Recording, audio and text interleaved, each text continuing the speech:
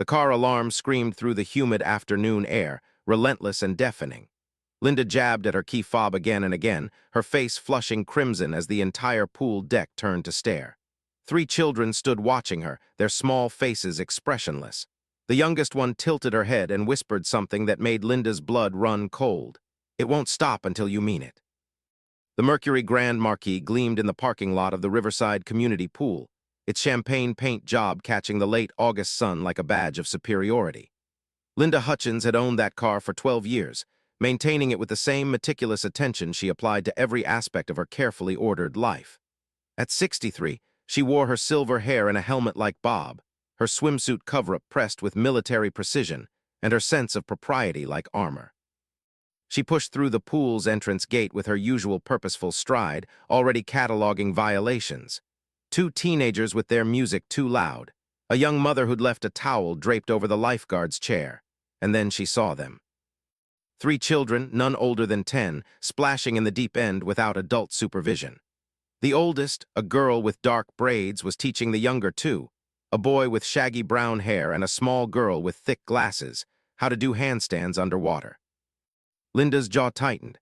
She marched directly to the lifeguard stand where Jason, a college kid who spent most of his shift on his phone, sat scrolling through social media.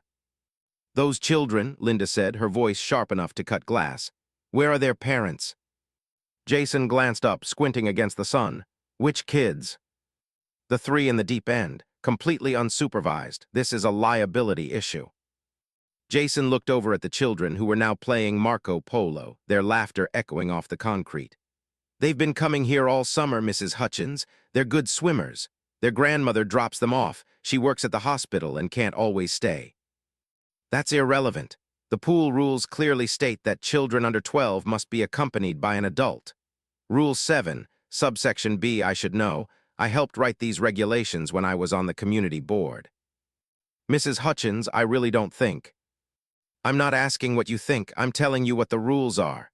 Linda turned on her heel and walked directly to the edge of the pool. "Excuse me, children, out of the pool, now."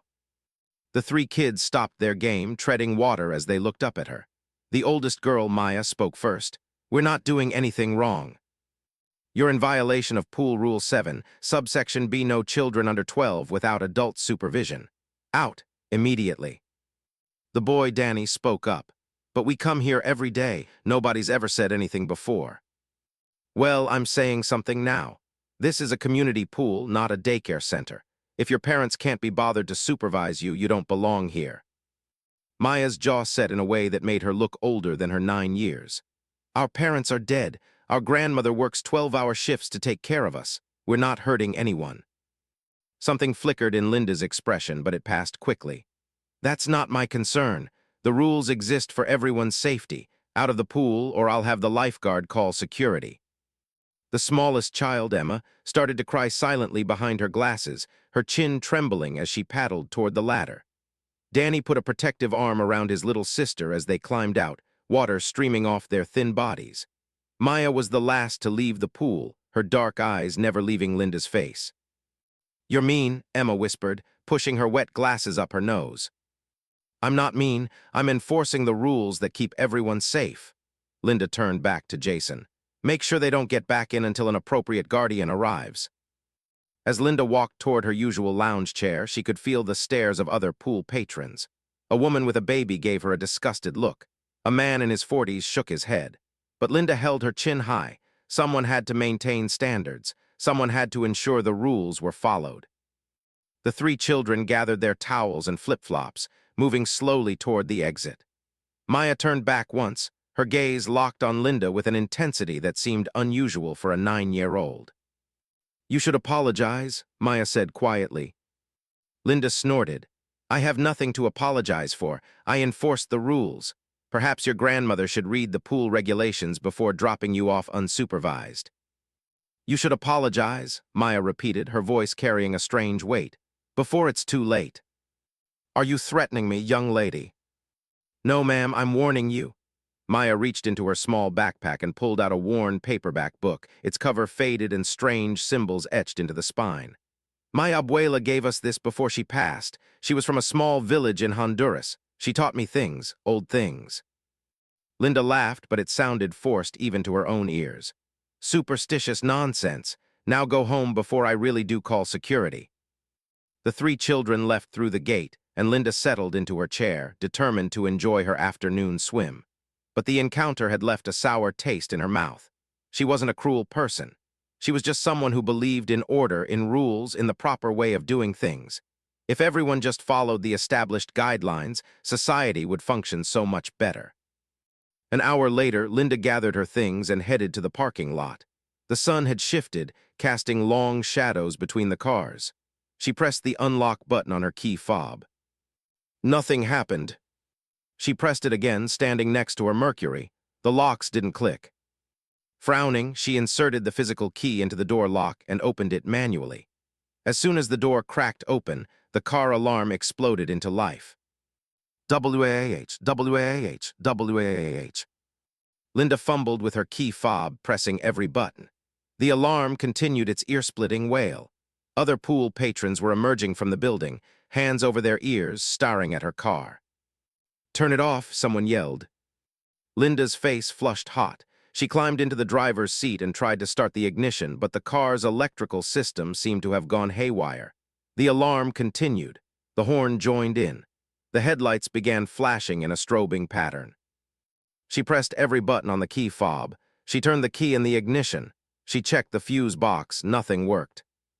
And then, through the chaos of sound and flashing lights, Linda heard it. A child's voice, clear despite the noise, coming from somewhere behind her. "It won't stop until you mean it." Linda spun around. Maya stood at the edge of the parking lot, her brother and sister flanking her like small sentinels.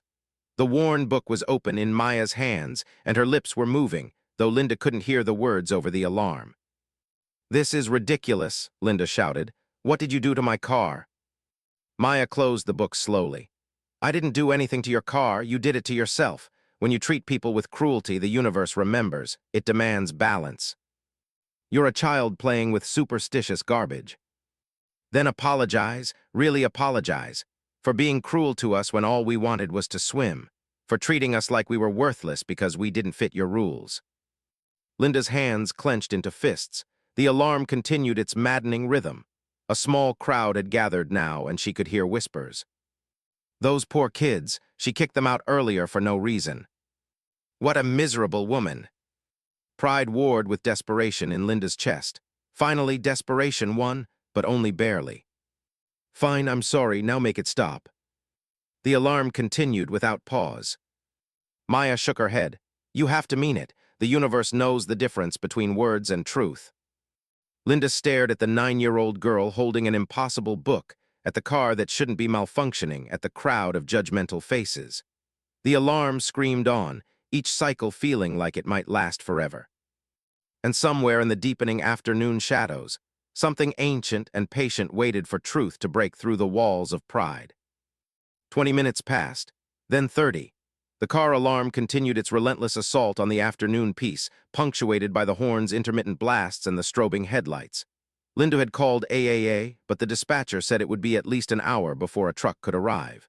She'd tried disconnecting the battery, but when she popped the hood, an electrical shock sent her stumbling backward, her fingers tingling with pain. The crowd in the parking lot had grown. Some people filmed on their phones. Others had called the police about the noise disturbance. Jason, the lifeguard, had come out to investigate and now stood awkwardly to the side, unsure whether to intervene. Through it all, the three children remained at the parking lot's edge, watching. Maya held her book closed now, but her eyes never left Linda's face. Linda's carefully maintained composure was cracking. Sweat plastered her hair to her forehead. Her hands shook as she jabbed uselessly at her key fob for the 100th time. The humid air felt thick, oppressive, and the car alarm had become a physical presence, a sound that didn't just enter her ears but seemed to vibrate through her bones. "This is insane," Linda shouted at Maya, her voice raw. "You can't actually believe some book is controlling my car." "I don't believe anything," Maya said calmly. "I just know what my abuela taught me. Some things in this world respond to intention, to the energy we put out. You put out cruelty, so cruelty came back to you." "I wasn't cruel. I was enforcing reasonable rules." Danny, the middle child, spoke up for the first time since leaving the pool. His voice was quiet but steady. You called us a liability. You said our dead parents couldn't be bothered to supervise us. You made Emma cry. Linda opened her mouth to argue, then closed it. The words, repeated back to her, sounded different than they had in her head. Harsher, meaner. I didn't mean it like that. How did you mean it? Maya asked. Linda didn't have an answer. The alarm continued to scream. A police cruiser pulled into the parking lot, lights flashing. Officer Ramirez stepped out, a stocky man in his 40s with kind eyes and a no-nonsense demeanor. He'd been patrolling this neighborhood for 15 years and knew most of the regular faces. Mrs. Hutchins, he had to shout over the alarm. We've had multiple noise complaints. You need to shut this off. Don't you think I'm trying? Linda's voice bordered on hysteria. The electrical system is malfunctioning. Officer Ramirez moved to examine the car, but like Linda, he found that nothing worked. The battery should have been easy to disconnect, but every time he reached for it, the same electrical shock drove him back. That's not normal, he muttered, pulling out his radio. Dispatch, I'm going to need a specialized automotive electrician at the Riverside Pool parking lot. We've got some kind of serious electrical fault here. He turned back to Linda. Ma'am, I'm going to have to ask you to step away from the vehicle. This could be dangerous. It's not dangerous, Maya said, her voice cutting through the alarm's wail with unexpected clarity. It's just waiting.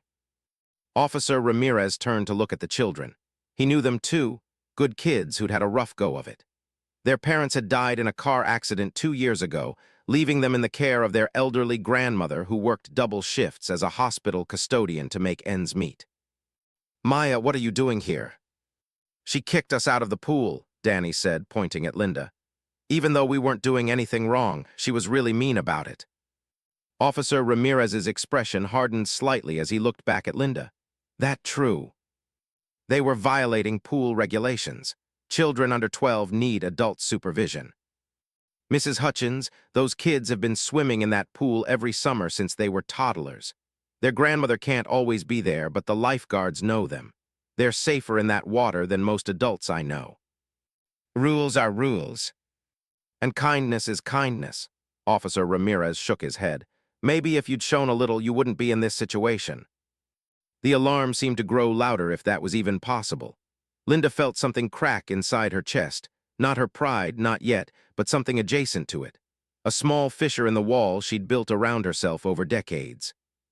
I don't understand what you want from me, she shouted at Maya, her voice breaking. I said I was sorry. No, Maya said gently. You said the words, but you didn't feel them. There's a difference. How would a 9-year-old know the difference? Because I've lost people I love. I know what real pain feels like. I know what it means when someone actually cares about hurting you and when they're just saying words to make a problem go away. Maya opened her book again, running her fingers over the strange symbols. My abuela told me that the old magic doesn't respond to lies. It only responds to truth. You have to actually feel sorry for what you did. You have to actually understand why it was wrong. Linda's legs felt weak. She sat down on the curb, the alarm still screaming behind her. Around her, the crowd had grown silent, watching the confrontation unfold like a Greek tragedy in a suburban parking lot. For the first time in years, maybe decades, Linda forced herself to actually think about what she'd done. Not from the perspective of rules and regulations, but from the perspective of 3 children who'd already lost everything. They'd been swimming, laughing, being kids, and she'd walked up to them and destroyed that small moment of joy because. Why? Because the rules said so, or because in some deep, unexamined part of herself, she resented seeing other people enjoy freedoms she'd never allowed herself. Linda had spent her entire life following rules. She'd married the right man at the right age. She'd had the expected 2.5 children. She'd joined the right committees, volunteered for the right causes, maintained the right appearances. And when her husband had died 5 years ago, when her children had moved to other states and rarely called, when her carefully constructed life had revealed itself to be built on obligation rather than love, she'd responded by clutching the rules even tighter. Because if she admitted the rules were arbitrary, she'd have to admit she'd wasted her life following them. The alarm wailed on, but Linda barely heard it anymore. She was crying, she realized. Hot tears streaming down her face, years of locked-away grief and regret finally breaking through. I'm so sorry, she whispered, then louder, I'm so sorry. But the alarm didn't stop. because she was still apologizing to the universe, to the circumstances, to the embarrassment. She wasn't apologizing to them. To 3 children who'd already survived more pain than she could imagine, who'd found small pockets of joy in a difficult world, and who'd had that joy crushed under the boot of her arbitrary enforcement of arbitrary rules. Linda looked up at Maya, at Danny, at little Emma with her foggy glasses and tear-stained cheeks. She saw them, really saw them, for the first time. "I'm sorry," she said, her voice steady now despite the tears. "I'm sorry I was cruel to you.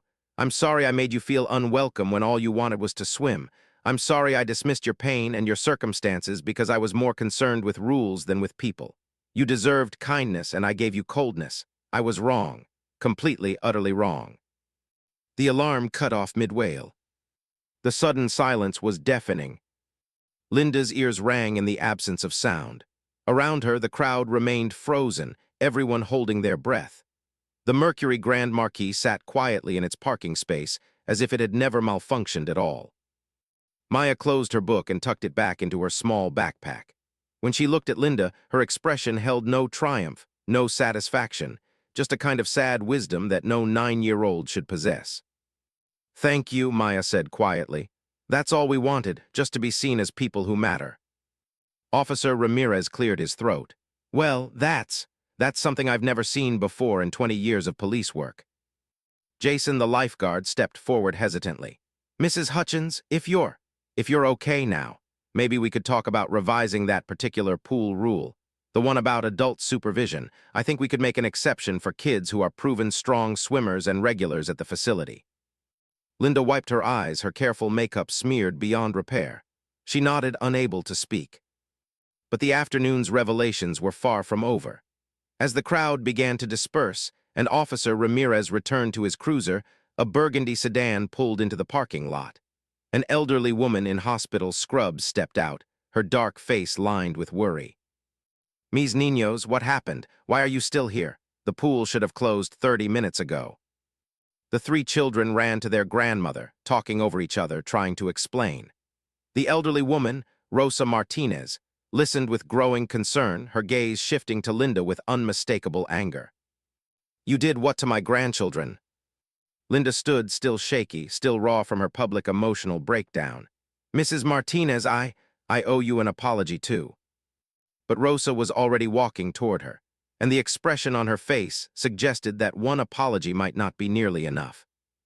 Rosa Martinez stood 5 feet 2 inches tall, but in that moment, facing Linda Hutchins across the empty parking space where the Mercury Grand Marquis had finally fallen silent, she seemed to tower.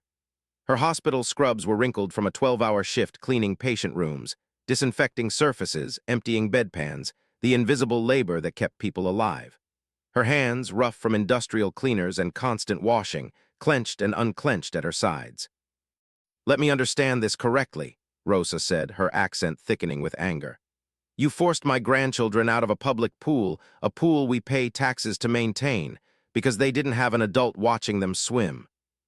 "Mrs. Martinez, I work 12-hour shifts, Mrs. Hutchins, sometimes 14, sometimes 16 when the hospital is short-staffed. Do you know what I make per hour? $13.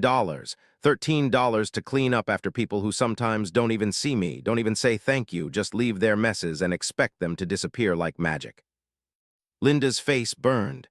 The remnants of the crowd that had gathered for the car alarm spectacle were starting to drift back, sensing another confrontation brewing. "I can't afford a babysitter," Rosa continued, her voice rising. "I can't afford summer camp. I can barely afford to keep my grandchildren fed and clothed and in shoes that fit. The pool, the public pool that should be for everyone, is the only place they can go where they're safe, where they can be children, where they can forget for a few hours that their parents are dead, and their grandmother works herself to exhaustion trying to keep them alive. I understand that, and Do you understand?" Rosa stepped closer. "Because from where I stand, what I see is a woman who has everything. A nice car, nice clothes, enough free time to spend her afternoons at a pool enforcing rules on children, and she looks at my grandchildren and sees a problem to be solved instead of people to be protected." The words hit Linda like physical blows. Maya had come to stand beside her grandmother, her small hand reaching for Rosa's. Danny and Emma flanked them on the other side, a united front of family against the world. You're right, Linda said, her voice barely above a whisper. You're absolutely right. Rosa blinked, clearly having expected more argument. What? You're right about all of it. I was cruel. I was thoughtless. I saw rules instead of children. I saw inconvenience instead of human beings trying to survive. Linda's voice grew stronger, clearer. I don't have an excuse. I can't make it better by explaining. I can only tell you that I'm sorry and that I was wrong and that if I could take it back, I would. The parking lot had gone quiet again. Jason, the lifeguard, stood near the pool entrance, his phone forgotten in his hand. Officer Ramirez, who had been about to leave, paused with his hand on his cruiser's door. Rosa studied Linda's face, searching for deception or manipulation. She'd lived 67 years, survived civil war in Honduras, buried her only daughter and son-in-law, raised 3 traumatized grandchildren on poverty wages. She knew the difference between real remorse and performance.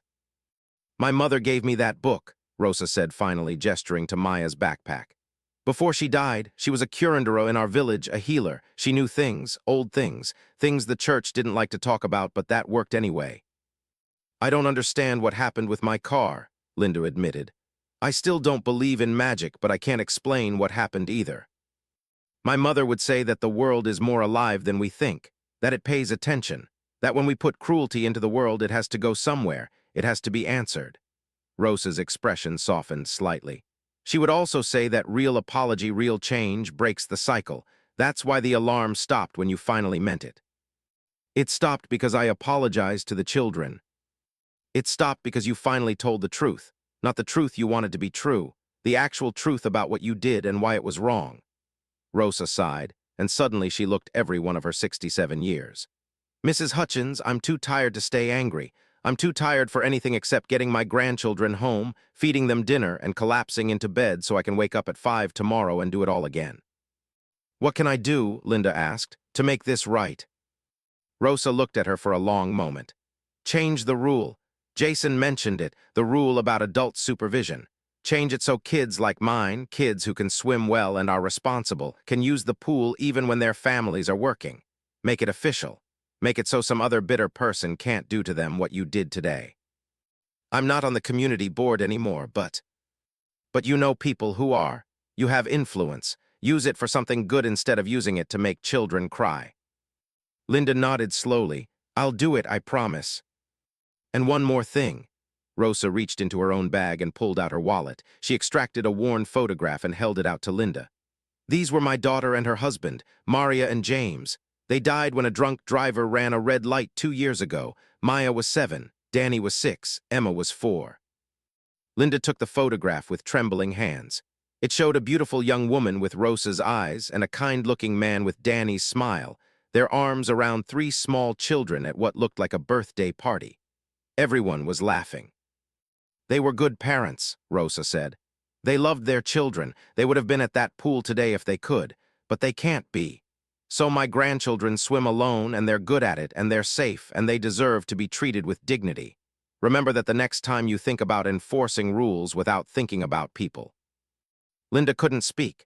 She clutched the photograph, staring at the faces of 2 people whose names she'd invoked cruelly without ever considering them as real human beings who had lived and loved and died too young. Keep it, Rosa said. Remember them. Officer Ramirez finally closed his cruiser door and walked back over. Mrs. Martinez, do you need anything? A ride home? No, thank you, officer. My car is right there. We'll be fine. Rosa gathered her grandchildren, herding them toward the burgundy sedan. But Maya hung back for a moment, looking at Linda with those 2 old eyes. Mrs. Hutchins, what you're feeling right now, that pain in your chest, that's what we felt today when you told us we didn't belong, except we feel it a lot, from a lot of people. Teachers who think we're problems, store owners who watch us like we're going to steal, people who see 3 brown kids without parents and assume the worst. Maya, come on, Rosa called. I just want her to know, Maya said, so maybe next time she'll think first. Linda watched them drive away, the burgundy sedan disappearing into traffic. The photograph felt heavy in her hands, heavier than paper and ink should ever be. Around her, the parking lot had finally emptied. Even Jason had retreated back inside the pool building.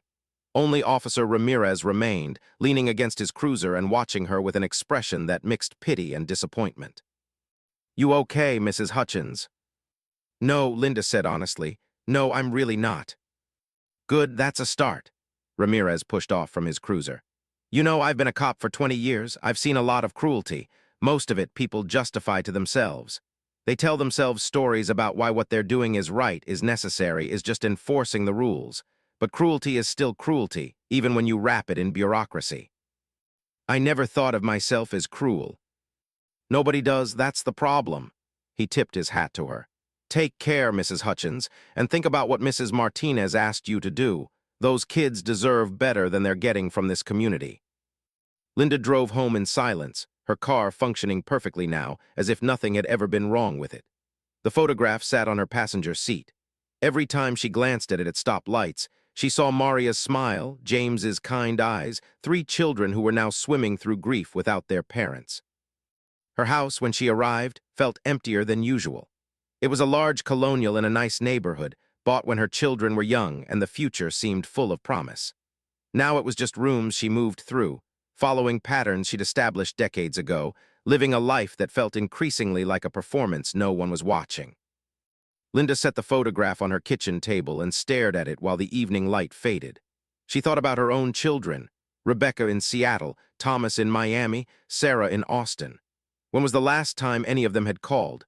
When was the last time she'd called them with anything other than criticism or complaint? She thought about her husband, dead 5 years now, and realized she couldn't remember the last time she'd told him she loved him before the heart attack. Had she been so busy enforcing the rules of their marriage, dinner at 6, trash out on Tuesdays, Christmas cards sent before December 10th, that she'd forgotten to actually love him? She thought about Rosa Martinez, cleaning hospital rooms for $13 an hour, keeping 3 children alive on wages that shouldn't be possible to survive on, and still managing to raise them with dignity and love. And she thought about herself, sitting in a house worth $750,000, alone, friendless, maintaining standards that no one cared about anymore except her. The phone rang. Linda answered it without checking the caller ID. Mom, it was Rebecca, her oldest. Mom, are you okay? Your neighbor, Mrs. Patterson, just called me. She said something happened at the pool today, something with your car. She saw it on Facebook. Someone posted a video. Rebecca, Linda's voice cracked. I did something terrible today. There was a pause on the other end.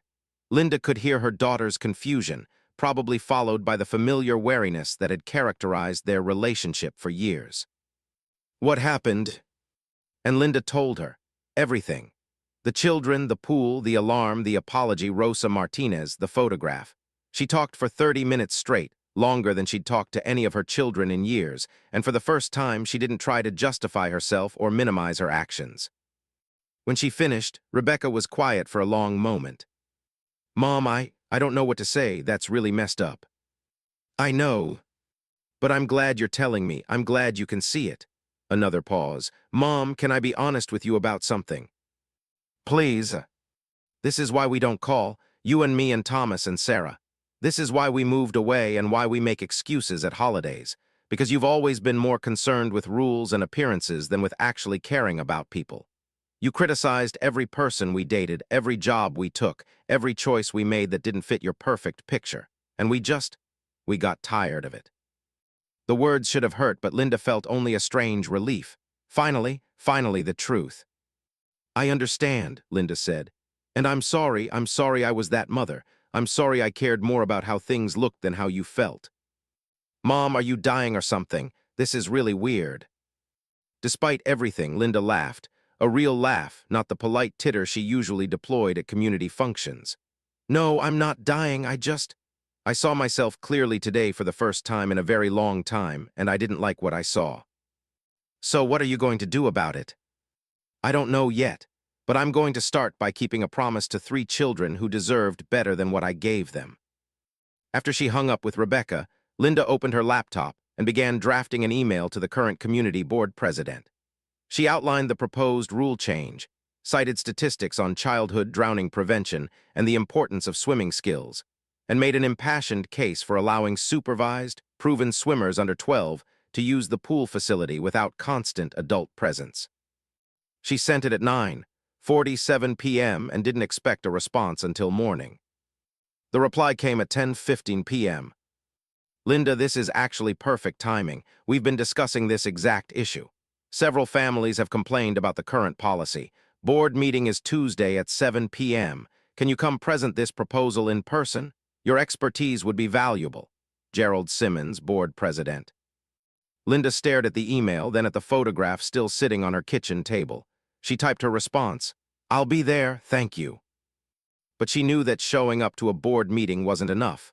Words weren't enough. She'd said plenty of words today, and only some of them had mattered. What mattered now was action, real change, the kind that cost something. Linda spent the rest of the evening researching. She learned that Rosa Martinez's apartment complex, Riverside Gardens, was a notorious slumlord operation with code violations going back a decade. She learned that the waiting list for housing assistance in their county was 3 years long. She learned that the average cost of childcare in their area was $1,200 per month per child, more than Rosa's entire income. And she learned that her own house, sitting empty except for her, had 4 bedrooms and 3 bathrooms that no one used. The thought that formed in her mind was crazy, unprecedented, completely outside every careful boundary she'd established for her life. Linda looked at the photograph one more time.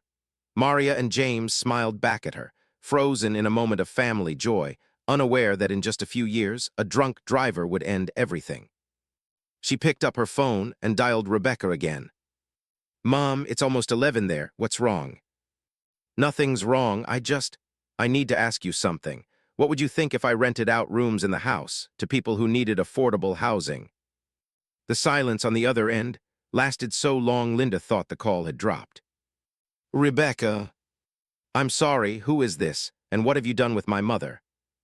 "I'm serious. Mom, that house is your pride and joy. You won't even let us visit with our shoes on. You want to rent rooms to strangers." "Not strangers, a specific family, a grandmother and 3 children who need help." Linda's voice steadied with certainty. "I have space they need, it's that simple." Mom, that's actually really kind. Weirdly out of character, but kind." "Maybe it's time I became a different character." After hanging up with Rebecca for the second time that night, Linda sat in her kitchen, surrounded by the pristine order of her carefully maintained life, and realized that she stood at a crossroads. She could make the rule change, congratulate herself on helping, and return to her comfortable isolation. Or she could do something that genuinely cost her something, that genuinely changed her life, that moved beyond words into action. She thought about the car alarm that wouldn't stop until she meant her apology. She thought about Maya's words. The universe knows the difference between words and truth. She thought about spending the rest of her life alone in this house, maintaining standards for no one, or spending it making room for people who mattered. The choice, when she really looked at it, wasn't hard at all. Part 4. Linda didn't sleep that night. She walked through her house room by room, seeing it with new eyes. The formal dining room where she ate dinner alone every night at the table that seated 12. The guest bedroom that hadn't hosted a guest in 3 years. The basement rec room with the pool table her husband had bought and she'd never learned to play. The immaculate yard that she paid a service to maintain because heaven forbid a dandelion mar the perfection. All this space, all this emptiness, all these resources hoarded for a life that had stopped meaning anything years ago. At 6:47 a.m., Linda sat at her kitchen table with her laptop, looking up the legal requirements for renting rooms in a residential property. By 8:30 a.m., she'd called a real estate attorney. By 10:00 a.m., she had an appointment scheduled for that afternoon to discuss the process. But first, she had something more important to do. Linda drove to Riverside Gardens, following the address she'd found through a reverse phone lookup of Rosa's number. The apartment complex was worse in person than the photo suggested. The paint was peeling in strips, the parking lot cratered with potholes, and the smell of mildew hung heavy in the humid morning air. Building C, Unit 214. Linda climbed the exterior stairs, knotting the rust on the railings and the broken light fixtures on every landing. She knocked on the door of 214. Rosa answered, still in her bathrobe, her hair wrapped in a towel. Behind her, Linda could hear the sounds of children getting ready for the day, running water, voices arguing over cereal, a cartoon playing on television. "Mrs. Hutchins," Rosa's expression was carefully neutral, "I didn't expect to see you here." "I apologize for showing up unannounced. I know it's early. but I have a proposition for you, and I wanted to present it in person before I lost my nerve. Rosa's eyes narrowed. What kind of proposition? Can I come in, just for a few minutes? Rosa hesitated, then stepped aside. The apartment was tiny. Linda could see the entire layout from the doorway.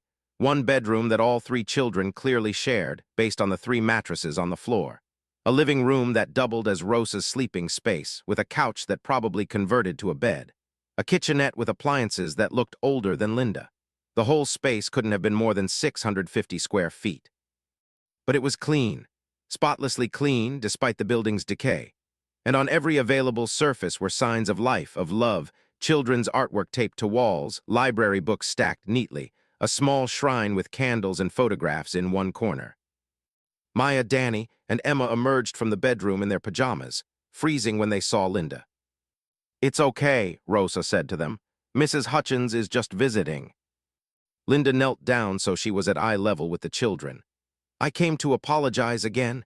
Yesterday I said words, but I didn't show you through my actions that I meant them. I'm going to try to do better." Maya studied her with those disconcerting old eyes. "What kind of actions?" Linda stood and turned to Rosa. "Mrs. Martinez, I have a house with 4 bedrooms and 3 bathrooms. It's much too large for one person. I'd like to offer you and your grandchildren rooms there. Rent would be whatever you can afford.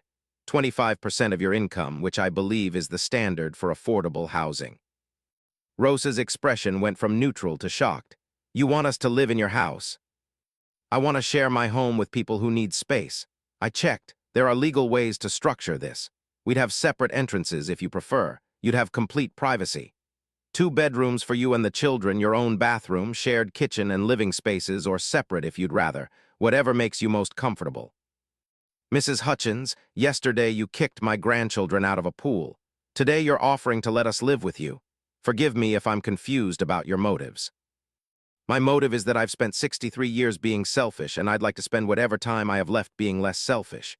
You need affordable housing. I have space sitting empty. It's not charity, you'd be paying rent, it's just math."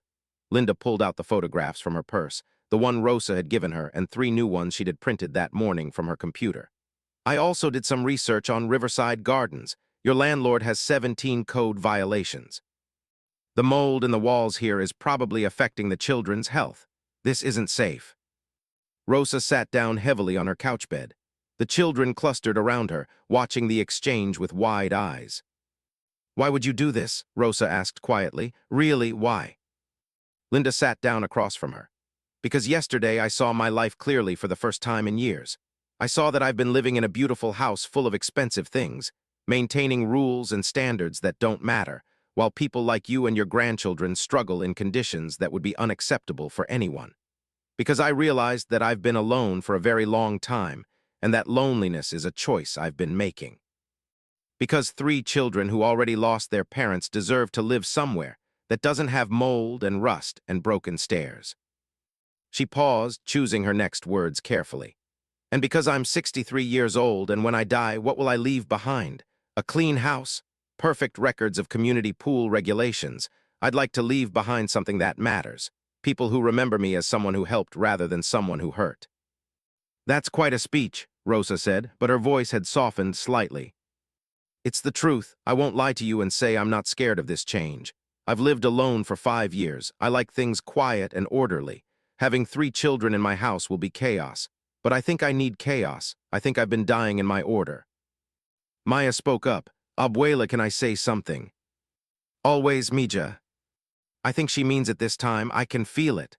Maya still had her worn book, Linda noticed. The girl held it close like a security blanket.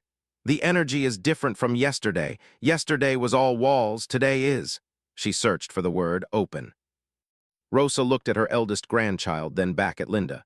"You understand we come with complications? Maya has nightmares about the accident. Danny has been in therapy for anxiety. Emma needs glasses that cost $400 every year. We're not easy. We're not simple." "I don't expect easy. I just want to help. And if we drive you crazy, if the kids are too loud, if Maya's book bothers you, if you decide this was a mistake, then we'll figure it out together. But I'd like to try. At least give me a chance to show you that I can be better than I was yesterday." Rosa was quiet for a long time. Linda could hear the clock ticking on the wall, the drip of a faucet in the kitchenette, the distant sound of traffic. "I need to talk to the children alone," Rosa finally said. "Of course, I'll wait outside." Linda stood on the rusted landing for 15 minutes, watching the morning unfold in Riverside Gardens. A man left for work in scrubs similar to Rosa's. A young mother wrestled a stroller down the stairs, avoiding the broken third step. Two teenagers walked to the bus stop, their school bags patched with duct tape. This was the invisible world Linda had always known existed, but had never really seen. The world of people working 2 and 3 jobs to survive, of children going to school without breakfast, of families making impossible choices between medication and rent. The door opened. Rosa stood there with the 3 children flanking her. "We'll try it," Rosa said.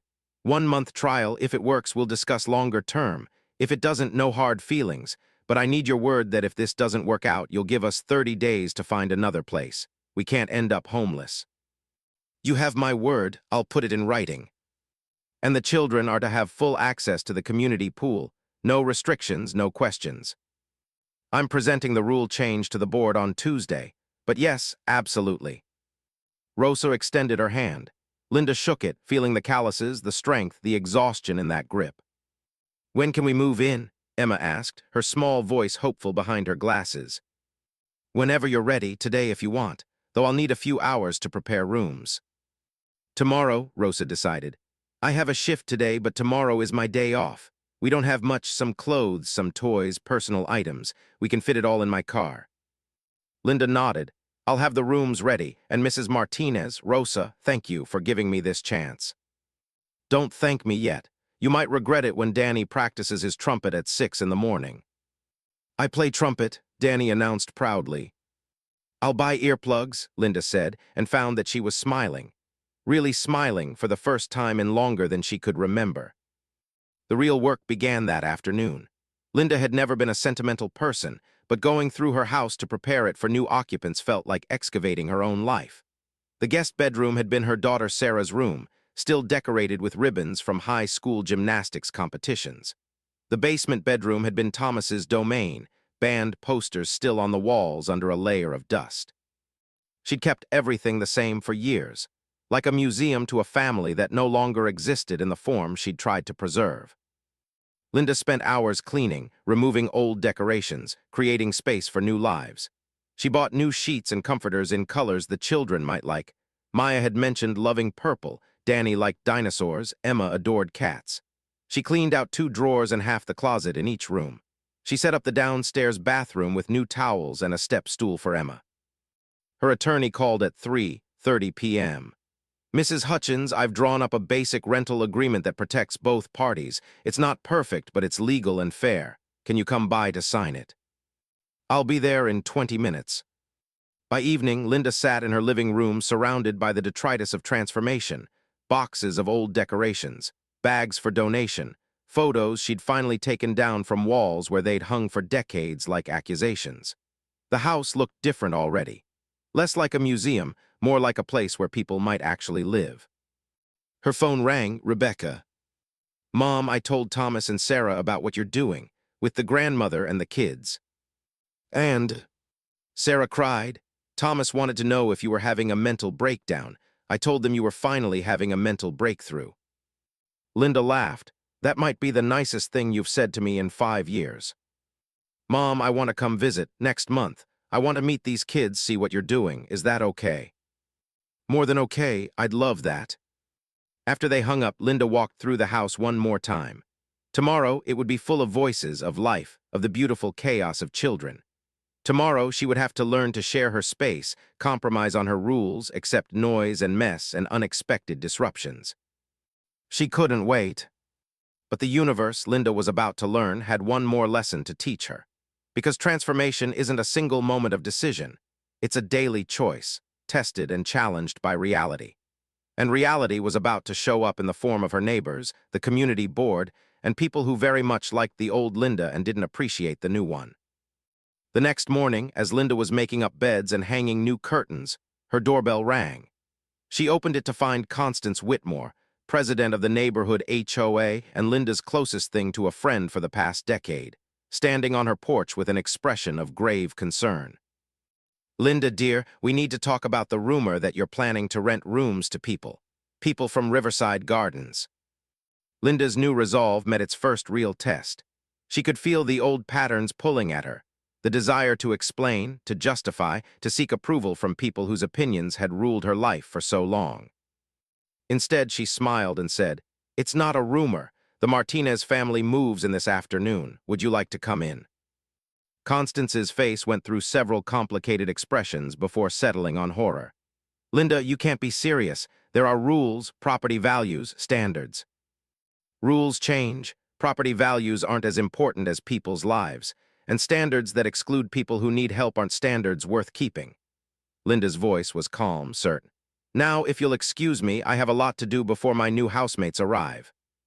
She closed the door gently but firmly, leaving Constance sputtering on the porch. Through the window, Linda watched her former friend march down the driveway, already pulling out her phone to make calls. There would be backlash. There would be complaints. The community board meeting on Tuesday would be interesting. But for the first time in her life, Linda found she didn't care what Constance Whitmore thought. She didn't care what the HOA said. She didn't care if she was violating some unspoken rule about who belonged in neighborhoods like this. At 2:00 p.m., Rosa's burgundy sedan pulled into the driveway. 3 children spilled out, carrying garbage bags full of their possessions. Rosa emerged last, looking up at the colonial house with an expression that mixed hope and trepidation. Linda opened the front door and waved them in. "Welcome home," she said. And meant it. The first night was chaos. Emma spilled juice on the living room carpet within an hour of arrival. Danny discovered the acoustics in the basement were perfect for trumpet practice and spent 30 minutes playing scales that would have made Linda's teeth ache the day before. Maya set up her small shrine in the corner of the purple bedroom, lighting candles that made Linda nervous about fire safety until Rosa explained they were lead. Dinner was awkward. Linda had prepared her usual Tuesday meal, baked chicken breast, steamed broccoli, brown rice. The children stared at their plates with barely concealed disappointment. "Do you have any hot sauce?" Danny asked politely. No, I don't, I'm sorry." "It's fine," Rosa said quickly. "This is lovely, thank you." But Linda saw Maya whisper something to Emma, who giggled. The old Linda would have felt offended, would have lectured them about gratitude. The new Linda made a mental note to buy hot sauce and salsa and whatever other seasonings the Martinez family preferred. After dinner, she heard crying from upstairs, small, muffled sobs that made her chest tighten. Linda climbed the stairs and found Emma sitting on her new bed, clutching a threadbare stuffed cat and weeping. "Emma, what's wrong?" "I miss my old room," the little girl said through her tears. "I miss sleeping next to Maya and Danny. This room is too big, it's scary." Linda knelt beside the bed. "Would you like to sleep in Maya's room tonight? We have a sleeping bag you could use." "Really?" "Really, we can always adjust. Nothing here is permanent except the fact that you're safe and welcome." Emma's tear-stained face broke into a smile. She gathered her stuffed cat and her pillow and ran to Maya's room, calling for her sister. Rosa appeared in the doorway. "You didn't have to do that. We need to help them adjust." "Or we adjust to them. This is their home now, too. They get to say what feels safe." That night, Linda lay in her bed listening to the sounds of her house full of people. Footsteps above her head, the murmur of Rosa reading bedtime stories, the creak of floorboards as Maya got up to check on Emma, water running, doors closing, the symphony of family life that had been absent for so long. She expected to feel disturbed, to want silence and order. Instead, she fell asleep smiling. Tuesday arrived with the weight of judgment. The community board meeting was at 7 p.m., but Linda's day began with a certified letter from the HOA threatening fines if she continued to operate an illegal boarding house in violation of neighborhood covenants. Constance Whitmore had wasted no time. Linda called her attorney, who laughed. "They don't have a leg to stand on. You're renting rooms, not running a business. It's completely legal. Tell them if they want to pursue this, you'll see them in court." By noon, 3 neighbors had stopped by with concerns disguised as casseroles. Each one mentioned property values, neighborhood character, and the importance of maintaining standards. Linda thanked them for the food and politely declined to discuss her personal business. At 4 p.m., as she was preparing to leave for the board meeting, Maya found her in the kitchen. "Mrs. Hutchins, can I come with you tonight to the pool board meeting?"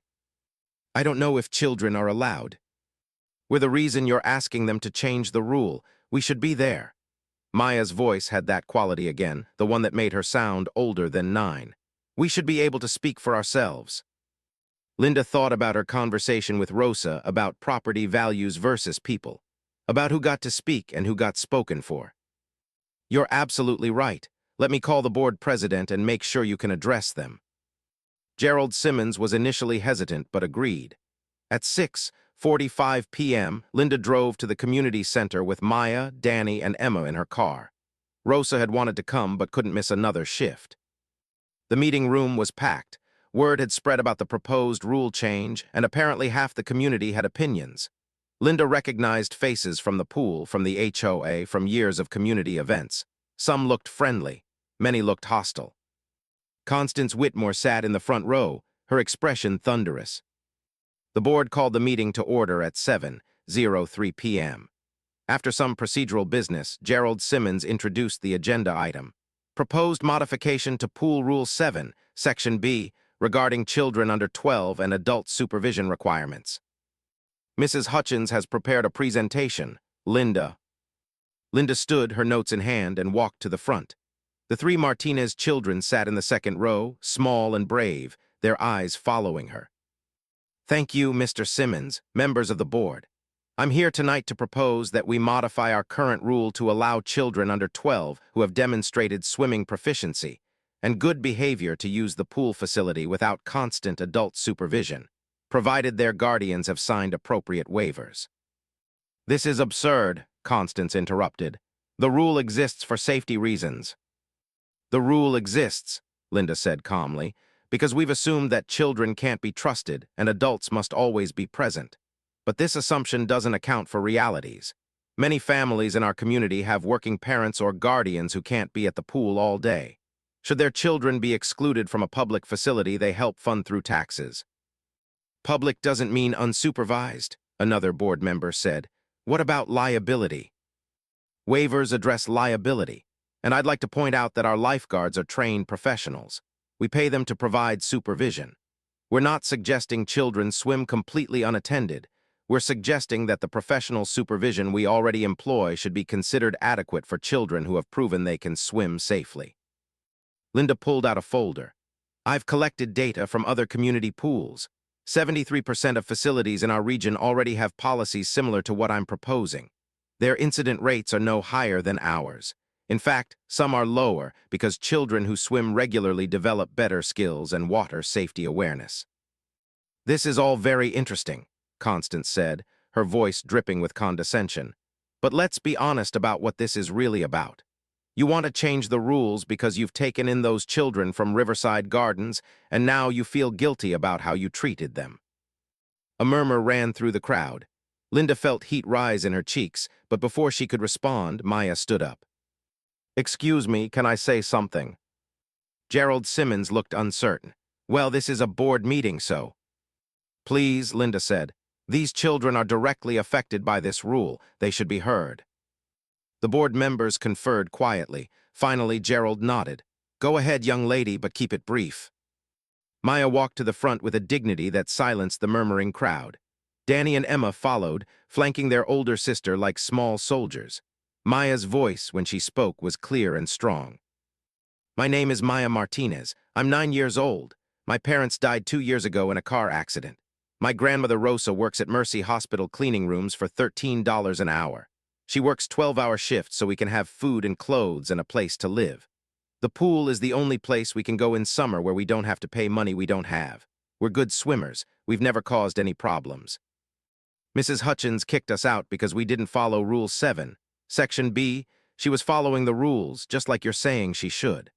But following that rule meant 3 kids who already lost their parents couldn't swim, couldn't be kids for a few hours, because our grandmother has to work to keep us alive." Emma stepped forward, pushing her glasses up her nose. "Mrs. Hutchins made me cry, but then she said she was sorry, and she meant it. And now we live with her, and she bought me a nightlight because I was scared of the dark in my new room." Danny spoke last. Rules are supposed to help people, not hurt them. This rule hurts us. We're asking you to change it so it doesn't hurt other kids like us." The room had gone absolutely silent. Linda saw several people wiping their eyes. She saw others looking uncomfortable, their certainty shaken. Constance Whitmore stood up. "This is emotional manipulation. These children have obviously been coached to." "Sit down, Constance," said a voice from the back. Mrs. Patterson, Linda's neighbor, the one who had called Rebecca. "Let them speak." "I will not be silenced in a public meeting." "Then try being silent out of basic human decency," Mrs. Patterson shot back. "These kids have been through enough without you treating them like props in your power play." Gerald Simmons rapped his gavel. "Order, please. Let's keep this civil." He looked at Maya. "Thank you for sharing your perspective, young lady. That took courage." Maya nodded and returned to her seat. Linda stepped forward again. "I'd like to add one more thing. Yes, this proposal is personal, but that doesn't make it wrong. Sometimes we don't see the problems with our rules until they affect someone we care about. That's what happened to me. I enforced a rule without thinking about the real human impact. These children showed me that impact, and now I'm asking you to prevent that impact from happening to other families." She pulled out one more paper. "I've drafted proposed language for the revised rule. Children under 12 who pass a swimming proficiency test administered by our lifeguard staff, and whose guardians sign a waiver acknowledging they understand their children will be swimming without direct parental supervision, may use the facility. The lifeguards remain on duty. Safety standards remain in place. We're simply acknowledging that professional supervision can substitute for parental presence." "I'd like to second this proposal," said Jason, the lifeguard, standing up from where he'd been sitting near the back. "I've been working at this pool for 3 years. Maya, Danny, and Emma are better swimmers than most adults I see here. They follow instructions, they respect the rules, they look out for each other. Kicking them out wasn't about safety. It was about appearances. And if we're more concerned with appearances than with actually helping our community, what are we even doing here?" The board members looked at each other. Gerald Simmons cleared his throat. "We'll need to vote on this, but first, does anyone else wish to speak?" 7 people stood up. Linda's heart sank, expecting opposition, but the first woman who spoke surprised her. "My name is Jennifer Torres. I'm a single mother working 2 jobs. My son Carlos is 10 and a strong swimmer. I've had to leave him at home alone some days because I can't afford childcare and he's banned from the pool without me. If this rule passes, he'd have a safe place to go. I'm in favor." One by one, the other speakers echoed similar stories. Working parents, single parents, grandparents raising grandchildren, families who needed the pool to be accessible, not exclusive. When the vote was called, it passed 7-2. Constance Whitmore and one other board member voted against it. The room erupted in applause. Linda felt Maya's small hand slip into hers. Emma hugged Linda's leg. Danny gave her a thumbs up with a gap-toothed grin. But Constance wasn't finished. She stood, her face red with anger. "This isn't over, Linda. You've violated HOA covenants by renting rooms. You've brought down the neighborhood. You'll be hearing from our lawyer." "Bring it," Linda said, surprising herself with how calm she felt. "I've already consulted my attorney. I'm not breaking any laws. And if your biggest concern is that children from the wrong zip code are living in my house, then maybe you need to examine why that bothers you so much." "How dare you?" "I dare because I spent too many years caring what people like you thought. I'm done. These children need a safe home. I have one to offer. That's all that matters." The crowd parted as Linda walked out with the 3 Martinez children. In the parking lot, Emma grabbed her hand. "Mrs. Hutchins, does this mean we can swim tomorrow?" "This means you can swim every day if you want to, for the rest of the summer, and next summer, and every summer after that." "Thank you," Maya said quietly, "for changing. Thank you for giving me a reason to." When they got home, Rosa was waiting on the porch, having gotten off work early. Linda told her about the vote, and Rosa's eyes filled with tears. "I don't know what to say." "Say you'll stay. Say we can make this work." Rosa pulled Linda into a hug. It was the first time anyone had hugged Linda in longer than she could remember. She realized she was crying too. The next few weeks brought challenges. The HOA did send a lawyer's letter, which Linda's attorney demolished in a 2-page response citing multiple statutes and case law. Constance Whitmore stopped speaking to Linda entirely, which Linda discovered was actually a relief. Several neighbors who had been friends dropped away, revealing they'd never been friends at all. just people who shared Linda's old prejudices. But new relationships formed. Jennifer Torres from the board meeting became a regular visitor, bringing her son Carlos to play with Danny. Mrs. Patterson started a weekly dinner rotation with Linda and Rosa, teaching Linda to cook Dominican food and learning to make Rosa's Honduran specialties in return. Jason, the lifeguard, started dating Rebecca when she visited, which nobody saw coming but everyone agreed was adorable. The house filled with life. Emma's nightmares decreased when she felt safe enough to sleep in her own room. Danny joined the school band and practiced trumpet daily, and Linda found she loved the sound. Maya slowly began to talk about her parents, sharing memories, keeping them alive. And Linda learned to let go of perfection, of control, of the belief that love had to look a certain way or follow certain rules. 3 months after the car alarm incident, Linda sat on her back porch watching the Martinez children play in the yard. Rosa joined her with 2 cups of coffee. "You know," Rosa said, "my mother's book says that magic is just the universe paying attention. When we put good into the world, good comes back. When we put out cruelty, cruelty returns. That's why the car alarm wouldn't stop. The universe was paying attention to your cruelty and demanding balance." "Do you really believe that?" Linda asked. "I believe that you changed. That's magic enough for me." Rosa sipped her coffee. "My mother also said that the hardest magic of all is changing yourself. Most people never manage it. They die the same person they've always been, trapped by their own habits and fears." "I was trapped," Linda said, "in this big house with all my rules, thinking I was so right about everything. It took 3 children and a car alarm to break me out. And now I'm still figuring it out, but I'm not alone anymore, that's something." Maya appeared at the porch railing, her worn book in hand. "Mrs. Hutchins, can I show you something?" "Of course." Maya opened the book to a page near the end. The symbols meant nothing to Linda, but Maya translated. "It says here that some people carry darkness without knowing it. They pass it from person to person like a disease. But when someone chooses to stop the cycle, when they transform their darkness into light, it breaks a chain that might have lasted generations. That's a lot of pressure for one changed mind." "Maybe, but you changed more than your mind. You changed your whole life. You opened your home, you fought the board, you stood up to people who used to intimidate you. That's not just thinking differently, that's being different." Linda looked at the 3 children who had transformed her life in ways she still didn't fully understand. "Thank you," she said, "for not giving up on me, for giving me a chance to be better." "Thank you for taking it," Maya said. "Most people don't." 6 months later, Linda stood in the parking lot of the Riverside Community Pool on a blazing July afternoon. The facility was packed with families, and the sound of children's laughter echoed off the concrete. She watched Maya, Danny, and Emma swim with their friends, their brown bodies moving through the water with the easy confidence of children who belonged. Rosa joined her, and they stood together in comfortable silence. "Did you ever think," Rosa said, "when you kicked my grandchildren out of this pool that we'd end up here, living together, raising kids together, becoming family?"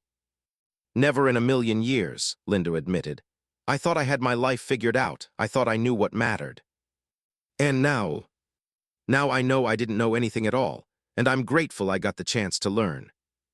As they watched the children play, Linda noticed a new family arrive, a young mother with 2 kids looking uncertain at the pool's entrance. Linda remembered that feeling of not quite belonging, of not being sure if you were welcome. She walked over with a smile. "First time here?" The woman nodded. "We just moved to the neighborhood. I wasn't sure about the rules." "The rules are simple. Sign in at the front, have fun, be safe. If your kids are strong swimmers, they can even come without you once they pass a proficiency test with the lifeguards. We changed that rule last year." "Really, that's wonderful. I work shifts, so it's hard to always be here." "I understand completely. I'm Linda Hutchins. This is Rosa Martinez. If you ever need anything, we're happy to help." The woman's relief was visible. "Thank you, really, you have no idea how much that helps." As Linda walked back to Rosa, she thought about the woman she'd been a year ago, the one who would have been taking down names and checking for rule violations, not offering help and welcome. That woman felt like a stranger now. Her phone buzzed. A text from Rebecca. "Mom, Thomas, and Sarah are both coming for Thanksgiving. First time we'll all be together in 5 years. The kids want to meet their new extended family. Can you handle a full house?" Linda looked at the Martinez children in the pool, at Rosa beside her, at the house she now shared with people she loved. She typed back, "Bring everyone, we have plenty of room. Love doesn't follow capacity limits." And as she hit send, Linda heard it, just for a moment, so faint it might have been her imagination.